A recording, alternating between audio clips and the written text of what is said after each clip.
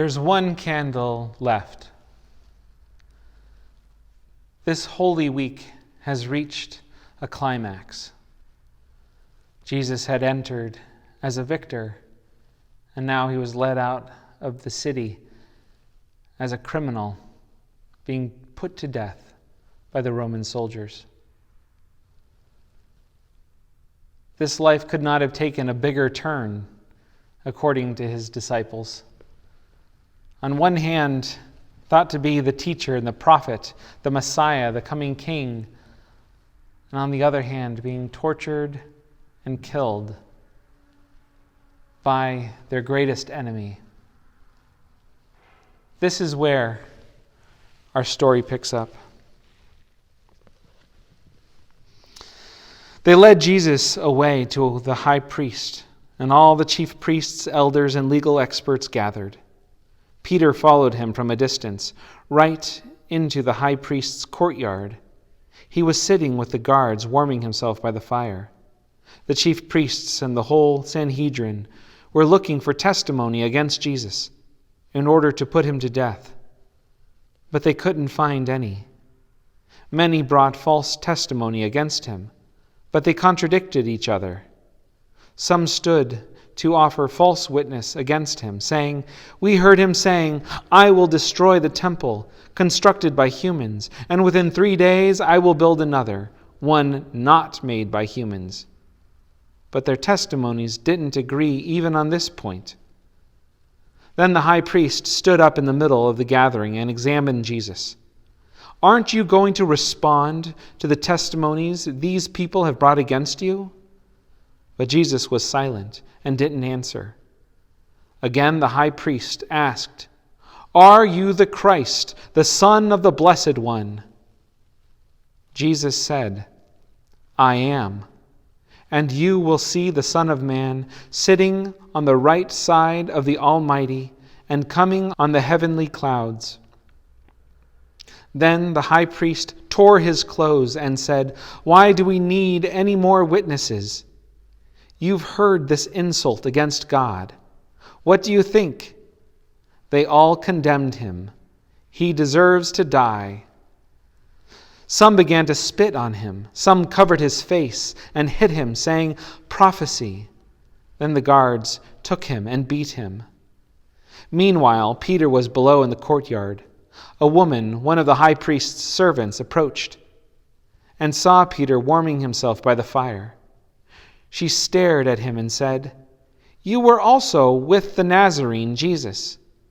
But he denied it, saying, "I don't know what you're talking about. I don't understand what you're saying." And he went outside into the outer courtyard. A rooster crowed.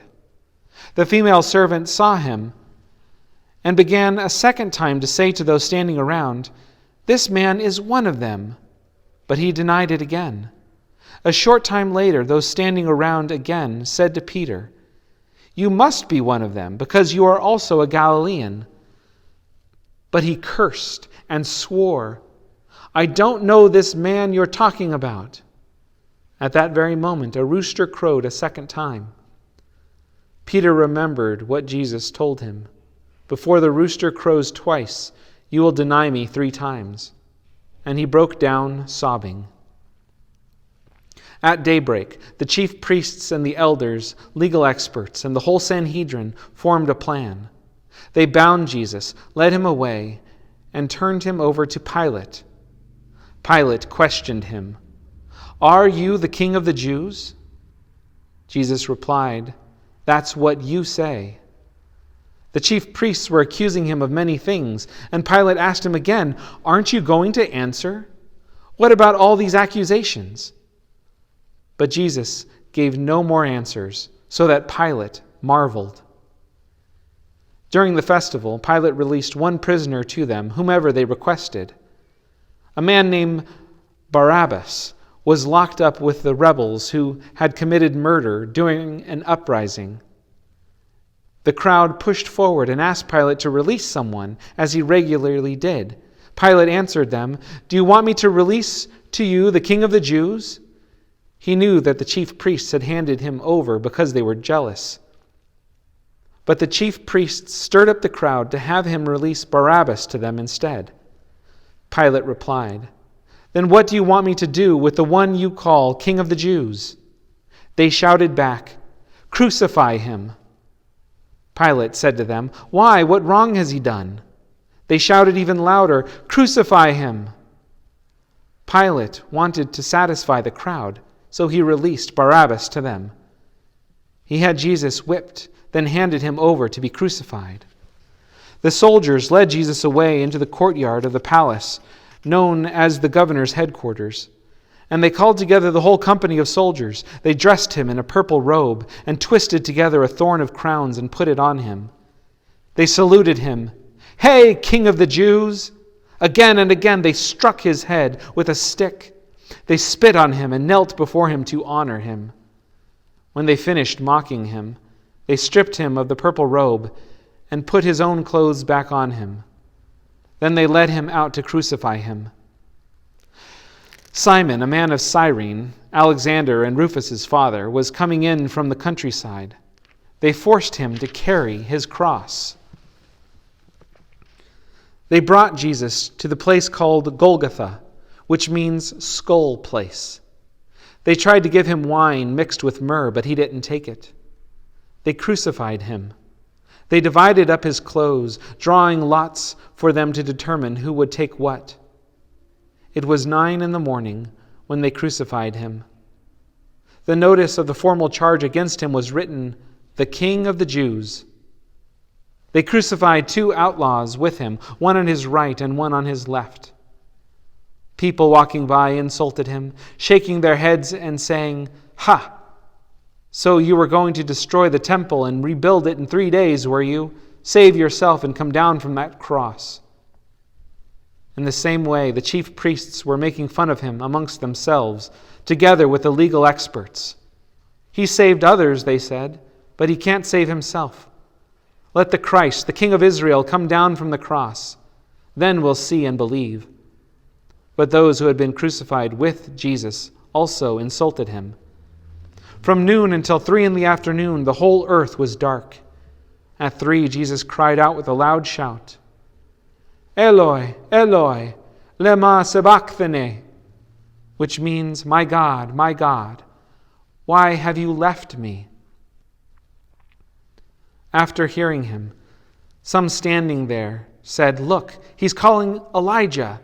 Someone ran to fill a sponge with sour wine and put it on a pole. He offered it to Jesus to drink, saying, "Let's see if Elijah will come and take him down." But Jesus let out a loud cry and died. The curtain of the sanctuary was torn in two from top to bottom. Then the centurion, who stood facing Jesus, saw how he died. He said, "This man was certainly God's son." Some women who were watching from a distance, including Mary Magdalene and Mary, the mother of James, the younger one, and Joseph and Salome. When Jesus was in Galilee, these women had followed and supported him, along with many other women who had come to Jerusalem with him. Since it was late in the afternoon on preparation day, just before the Sabbath, Joseph from Arimathea dared to approach Pilate to ask for Jesus' body. Joseph was a prominent council member who had eagerly anticipated the coming of God's kingdom. Pilate wondered if Jesus was already dead. He called to the centurion and asked him whether Jesus had died. When he had learned from the centurion that Jesus was dead, Pilate gave the dead body to Joseph. He brought the linen cloth, took Jesus down from the cross, wrapped him in the cloth, and laid him in a tomb that had been carved out of rock. He rolled a stone against the entrance to the tomb. Mary Magdalene and Mary, the mother of Joseph, saw where he was buried. This is the story of Good Friday. This is the story of Jesus' death. This is the story of Jesus' sacrifice for us. In many ways, this is the climax not only to this week, but also to this long story up to this point about how God wanted a relationship with his people and what God would do in order to have a relationship with his people by giving his only Son that all who believed in him might have new life.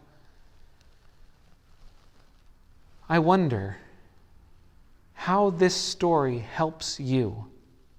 These stories are written so that we might believe, we might have new life through these stories. How does this story help you? How does it help you lead a better life, a life in closer relationship with God and with other people?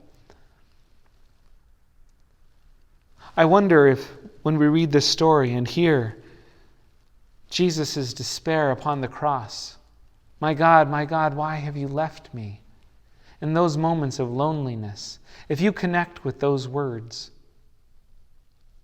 if you understand that Jesus has lived a life like we live, Jesus has experienced the things that we experience, that Jesus knows what it means to be us in a way that we could never understand for each other. Jesus knows what it means to be human. But this isn't the end of the story. This is the climax of the story up to this point. The story isn't over. The story continues. And so does our story with God. But for now, Jesus' story is at an end.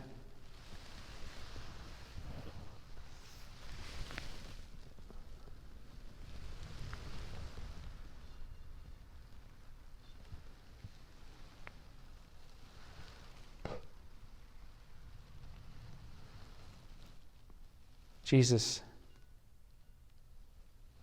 is dead.